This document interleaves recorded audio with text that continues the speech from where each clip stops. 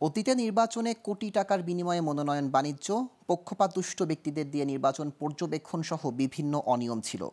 আগামীতে এসব অনিয়ম সংস্কার জরুরি বলে মনে করেন নির্বাচন সংস্কার কমিশন প্রধান বদিউল আলম মজুমদার। সকালে জাতীয় সংসদ ভবনে ক্ষুদ্র নৃগোষ্ঠী, পিছিয়ে পড়া জনগোষ্ঠীর সঙ্গে সংলাপে তিনি এসব কথা বলেন।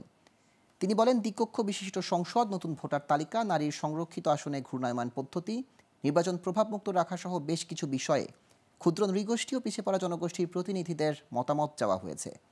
বিস্তারিত জানাচ্ছেন শাহরিয়ার বাঁধন। বুধবার জাতীয় সংসদ ভবনে ক্ষুদ্র নৃগোষ্ঠী এবং পিছিয়ে পড়া জনগোষ্ঠীর সঙ্গে সংলাপে বসেন নির্বাচন সংস্কার কমিশন।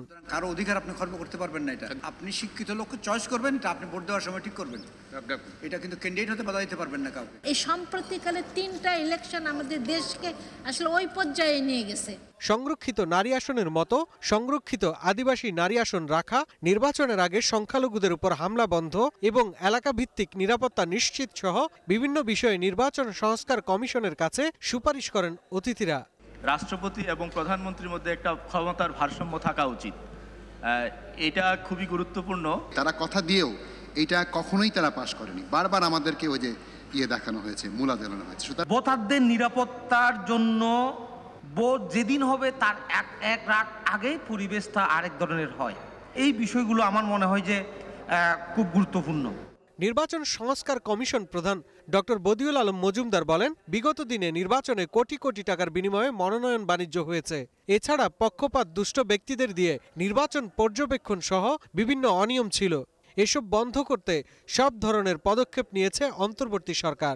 সাংবিধানিকভাবে নির্বাচন, সুষ্ঠু নিরপেক্ষ নির্বাচনের জন্য দায়িত্ব যাদের, তারা অপরাধ করে। এবং আমরা দেখছি যে এখন বহু ব্যক্তি অতীতে নির্বাচনী অপরাধ করেছে, চারদিকে ঘুরে বেড়াচ্ছে, কারণ কাউকে বিচারের আওতায় আনা হয়নি। সেই মনোনয়ন বাণিজ্য, কোটি কোটি টাকা ব্যয় হয়। মনোনয়ন বাণিজ্য ব্যাপক আকার ধারণ করেছে। নির্বাচন পর্যবেক্ষণ একটা গুরুত্বপূর্ণ ইস্যু, যে অনেক ক্ষেত্রে পক্ষপাতদুষ্ট ব্যক্তিদেরকে দিয়ে নির্বাচন পর্যবেক্ষণ করানো হয়েছে, বাইরে থেকে আনা হয়েছে। শাহরিয়ার বাঁধন, গ্লোবাল টেলিভিশন, ঢাকা।